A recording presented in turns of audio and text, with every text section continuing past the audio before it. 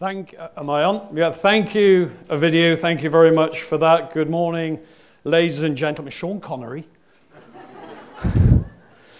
Ovidio, great job. Great job so far. Oh, I do specifically remember telling you to do an okay job, not a great job, okay? Because they'll never ask me back again.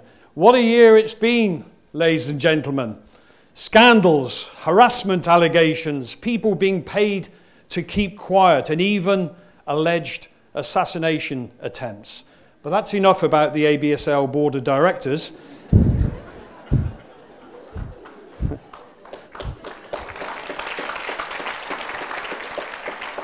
I can tell you about 50% of that is reasonably accurate. Decisions, the definition of the word decisions, a conclusion or resolution reached after careful consideration.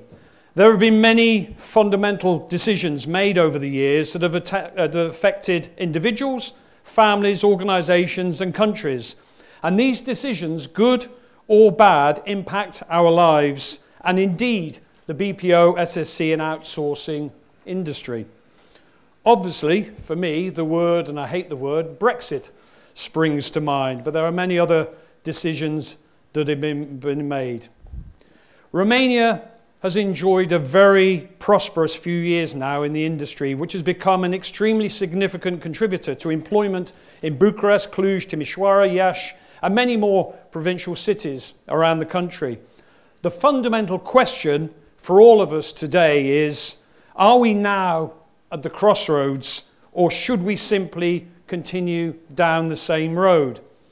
Now, despite new developments coming in 2019, 2020, office space in Bucharest and Cluj is becoming more and more difficult to satisfy the incredible growth needs of major players in the market. And the developments in other cities will become more and more prominent over the next few years, depending, of course, on the continuing demand.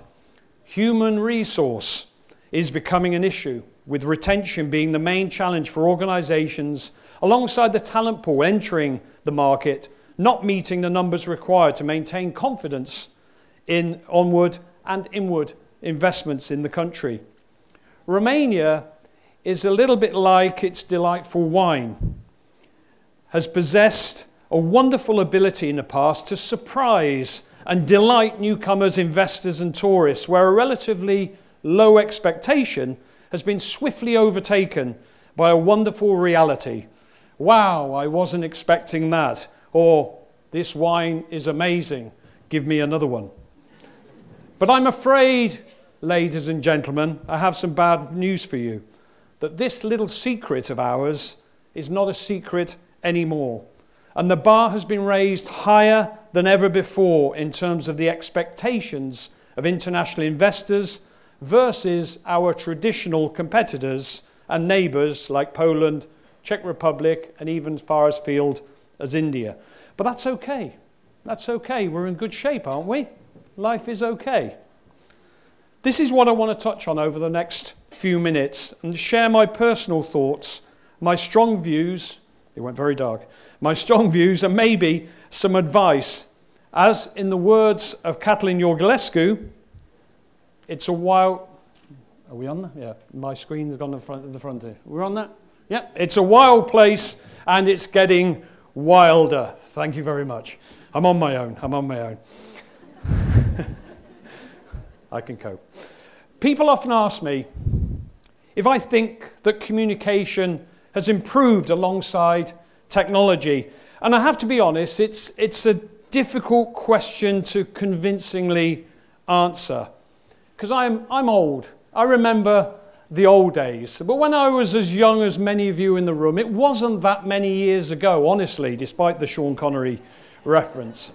But I do remember, a very quick story, I do remember many years ago in a company we had this exciting salesperson came along to present a new product to us. And he said, could somebody take this piece of paper and sign their name on it? And I volunteered. So I signed my name on this piece of paper. And he went into another room. And then we noticed this huge machine-like thing on the desk. And suddenly, like a coffee machine at its full extent, made all these shuddering noises. The machine was shaking away. And then out of the machine came this piece of paper with my signature on it. It was my first experience of a fax machine. Anybody know what a fax machine is anymore? But that's just an example of how technology is really moving forward. I think a video mentioned about mobile phones. I was pretty cool when I was younger, because in the small town I lived in, I was the first person to possess a mobile phone. Yeah? And I remember this mobile phone was about the size of a regular sports bag. And I remember walking into my brother's house, and I walked in. My brother never swore very often, but he did this day. And I walked in, and his first words were, and I won't say it, ladies, but it was, "What the is that?" And I coolly kind of said, "It's my mobile phone." And I put it on his coffee table. I remember it's a glass coffee table. I remember the glass bending as I put this phone on there. And his second swear word to me was, "Get that thing off my coffee table." So technology has driven, acceleration has been absolutely incredible. So we say it's a good thing, but maybe there are challenges to it. And I will question you, ladies and gentlemen, about your recent holiday. We're after the summer, and I'm sure everybody went away on holiday, or most of you went on holiday this year. How many of you spent that 1 week or that 2 weeks and didn't read one single email? Congratulations, sir. I think you're very much alone here. When I was younger, the old man says, when I went on holiday, I said goodbye, everybody. Said goodbye to my colleagues. I left the phone number of the hotel in case there was an emergency. But I went away and I had a wonderful holiday. I got very sunburnt because of the color of my skin, but that didn't matter. I had a wonderful holiday. I had the relaxation. So there are things about technology which are fantastic for us, but there are also the human challenges that it brings. And I really want to sort of touch a little bit on that. And my point is, business trends are really like fashion. 1 minute it's in, and 1 minute it's out. And we only have to look back a couple of years to realize this. I mentioned office buildings. I look at how we've gone from regular office buildings to green buildings. Everything was green not so long ago. Now it's blue buildings. It's all about technology. It's moving all the time. CSR programs. When I first came to live in Romania 10 years ago, CSR, what is it? Is that an American sci-fi program? I don't know what CSR is. Now, so many companies are embracing this important part of giving something back to the community. Working habits, flexible hours are coming into place. Working from home, and the explosion of co-working. Ladies and gentlemen, these things are changing all of the time, and we really have to be with the trends. I do remember when I talk about 10 years ago, I remember my first time I landed, it was at Banassa Airport in those days, and I landed, and as I landed, the whole plane started clapping. And I'm thinking, well, how's going on? What's going on? It must be the captain's birthday or something else, so I started clapping as well, as you do. Didn't quite understand that. And it wasn't so long ago, a few months ago, I was actually coming back into Ottopen, and there was a gentleman beside me. We started talking on the plane, and I was telling him about this, and I said, "You wait till we land. It's incredible. Never seen anywhere else. Wait till we land." And the plane landed. The plane taxied. Nothing. Nothing. Nobody clapped. Nobody clapped at all. So lots of things do change. So what I want us to do is to really leap forward 1 year. Did we go 1 year? No? Okay. Leap forward 1 year. Leap forward 1 year. I'm going to get through this. Leap forward 1 year, or even 3 years, or even 5 years. Picture your own organization and the industry as a whole at that time. The people, the priorities, the market, the competition, the service or products offering, the spirit that was mentioned, the turnover, and your personal role. The extreme likelihood is that it will be different, and we need to adapt and stay one step ahead. We need to confidently, to take the old cliche, pull our business through the next years, not be pushing up a steep hill when times are difficult.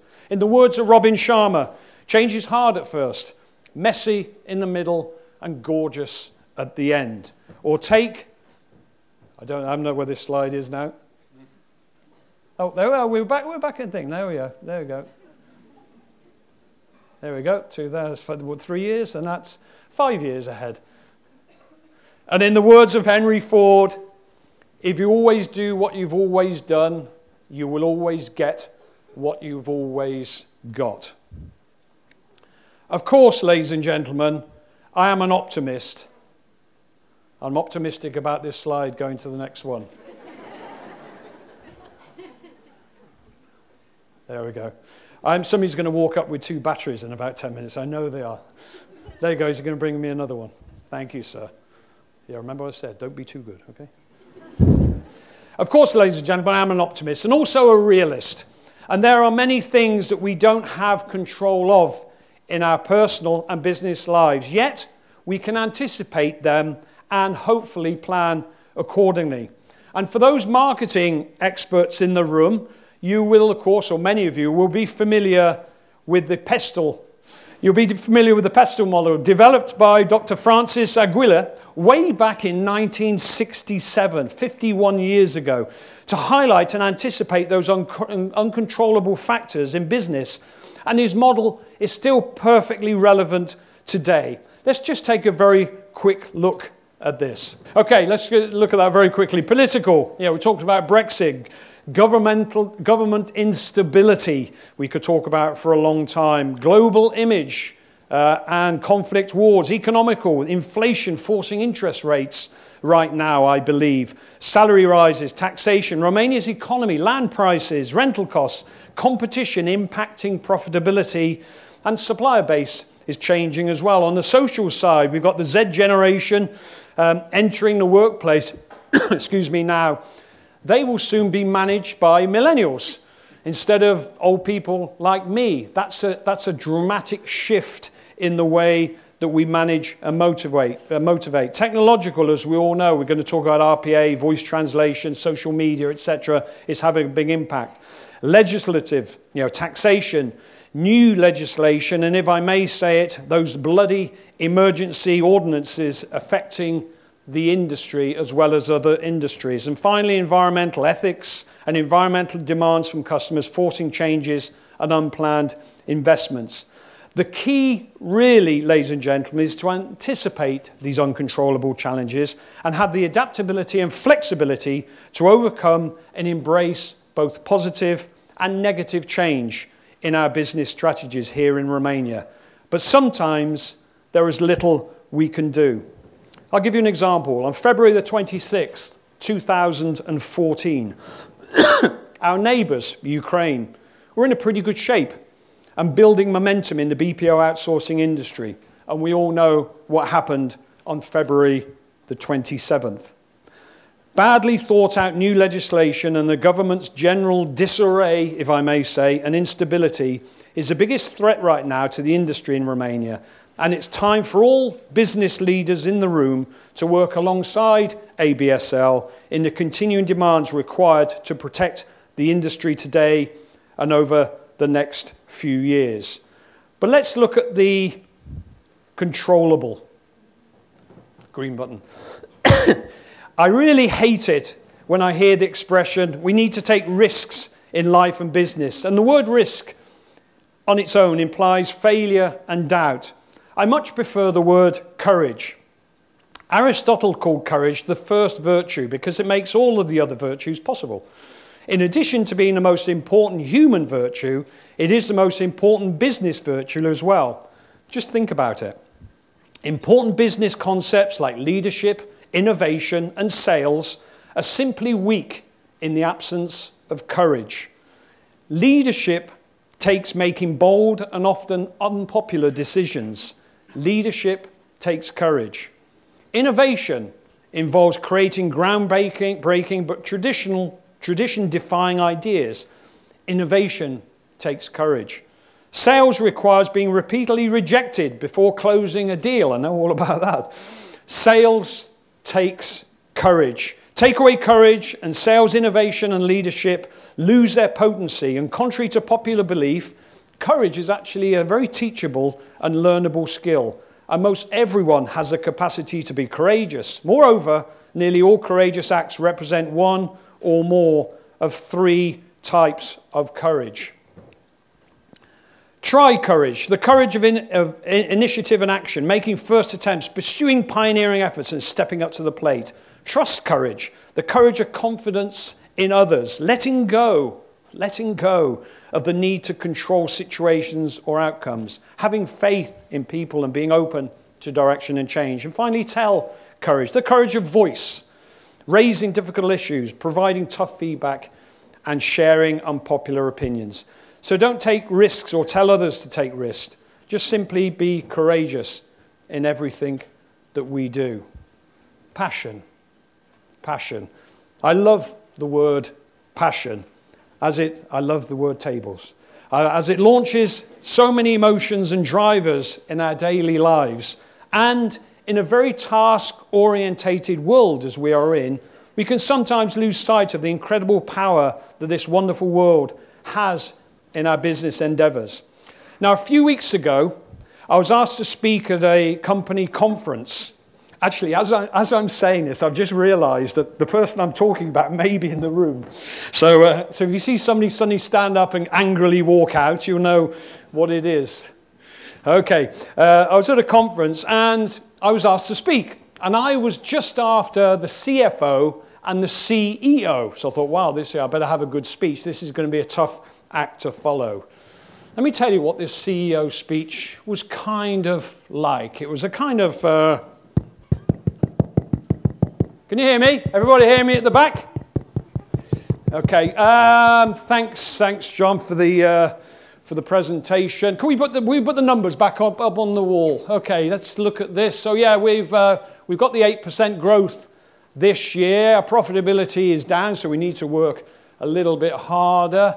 And I think with everybody working together, we'll have a good year. So let's go and do that, okay? Everybody there? Yeah? Okay. Oh, excuse me. Okay. Any questions? No? Okay. Ciao. I'm not joking either. I'm not joking.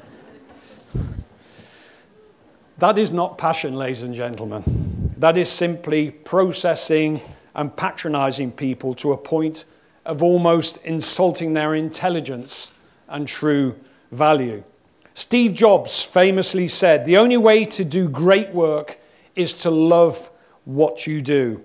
And as business leaders, we have to focus on the real drivers of our people, what really makes them get up in the morning and love their work. Allow me to give you an example. In October last year, I made one of those dramatic decisions and joined Avison Young Real Estate. A year later, I can happily look back and understand why I love what I do. It's not just because, I have to say this, it's not just because Avison Young is the fastest growing real estate company in the world. It's not just because I work with a wonderful team. It's not just because they have a great future ahead. On October the 25th, not long away, me and my esteemed colleagues will spend a whole day going around the streets of Bucharest handing out winter clothes packages to homeless people in the city. That's one hell of a good reason why I love that company. And I know that the satisfaction will be as strong as any great business deal. That's why I love ABSL. In September, they had their Bring Joy to a Village program where they brought great joy to people less fortunate than ourselves. And many organizations in the room, I know, tell us with their Day of Giving. I know my friends COS recently refurbished a homeless shelter in the middle of Bucharest. So you will know what this means to you personally and what it means to our people. That's why they want to work for an organization. And doesn't the same rule apply to relationship management, engagement, and retention of our own people? In the words of Mark Twain, the two most important days in your life are the day you are born and the day you find out why. Now, I don't need to tell you too much about the importance of trust. How long have I got on there? But let me just break it down a little bit. Comes into three main drivers. Ability. Of course, if we want to get our business accounts correct, we go to an accountant. If we want to get our laptop fixed, we go to the IT guy, not the accountant.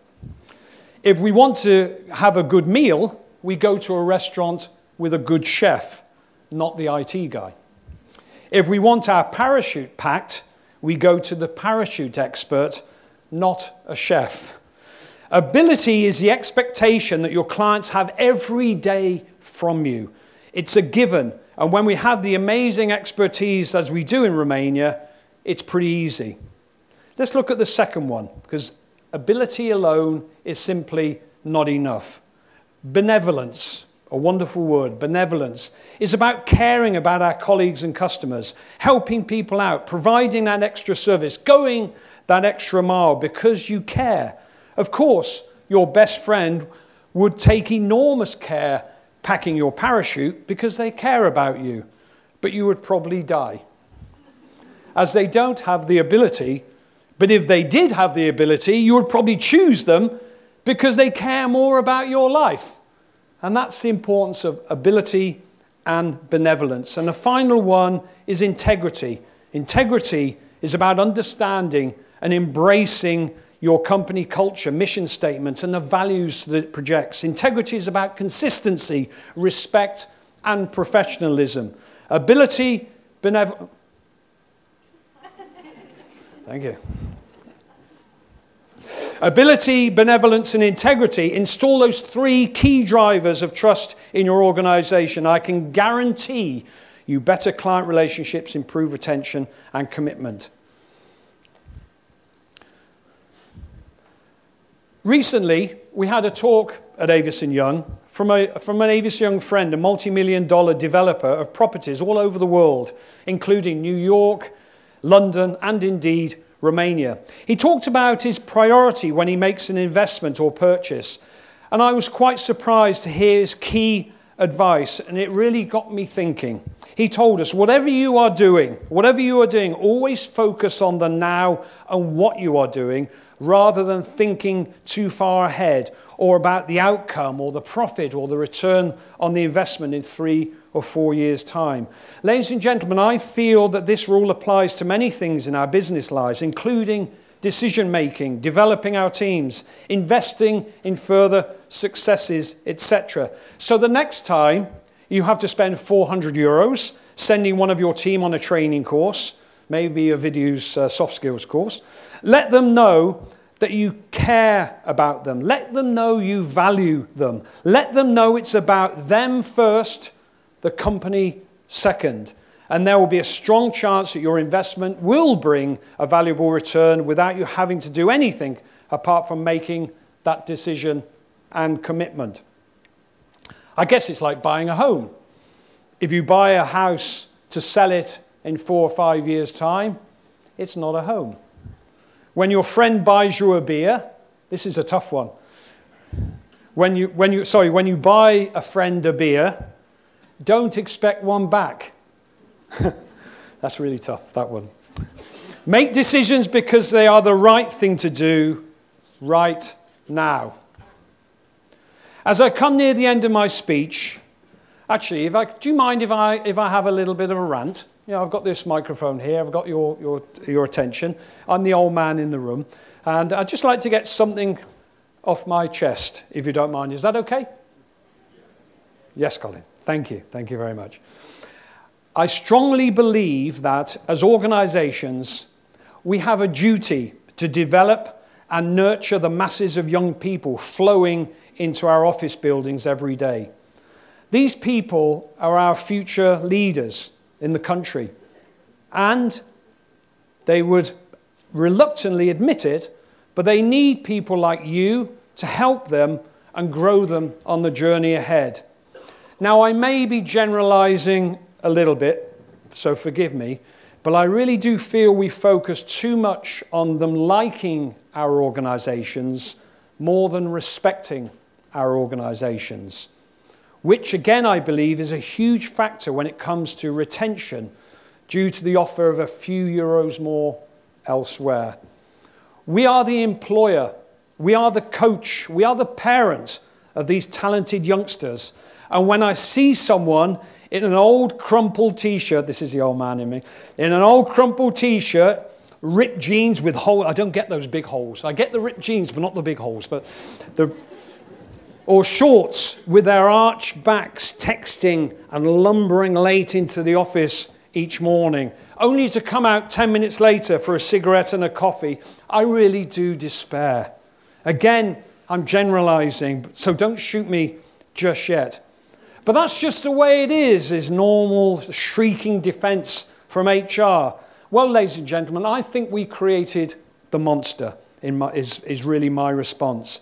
These are young professionals at the start of their career. So please, please, I beg you, let's just define casual dress to our workforce as what it should be and not gardening clothes. I told you it was a rant.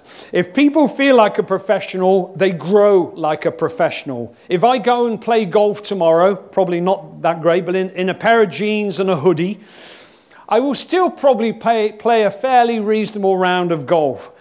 But if I dress and I wear the proper shoes and the proper clothes, I feel like a golfer, and therefore I will probably play better golf. That is my point, and that is the end of my rant. So thank you for letting me do that. So, my friends, we really are at a significant crossroads in the industry. An exciting time and a great opportunity to keep driving what works well, change what doesn't work so well, and remove what isn't working at all. A great business leader can answer the following 3 questions that everyone within his or organization wants answers to. Those questions are, where are we going? How are we going to get there? And what is my role? I hope you will forgive me, as my speech has been a little more about the emotions than the practicalities of business. But I really want to say congratulations to all of you for the amazing advancements and achievements over the past 12 months.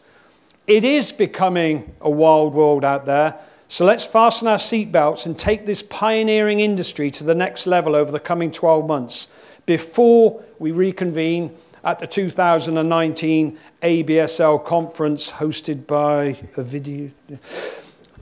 But don't worry, ladies and gentlemen, I'm not going to end this speech by one of those fist-pumping, we're the best and we're going to kick ass moments. I would like to finish on a rather delicate note about love. Oh, you can do an R again. Let's try that again. I would like to finish on a rather delicate note about love. Well, you're so obedient. Actually, before I do that, I remember something a few weeks ago. I'm going to keep your anticipation about love because I've got 2 minutes and 1 second to go.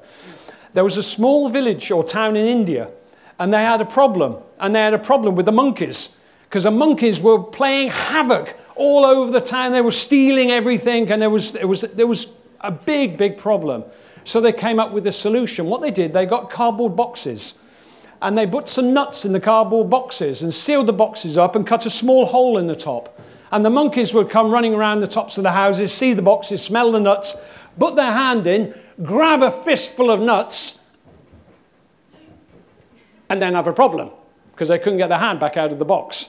So there are 2 decisions. They let go of the nuts and take the hand away and escape, or they hang on to the nuts in hope that they will be able to pull it out. And that's a little bit like in life sometimes, ladies and gentlemen. We hang on to something too much when we really shouldn't do. Shall I get back to love? Love isn't a fairy tale or storybook, and it doesn't always come easy. Love is about overcoming obstacles, facing challenges, fighting to be together, and holding on and never letting go. Love is a very short word, easy to spell, difficult to define, and impossible to live without. Love is our family, our colleagues, our work.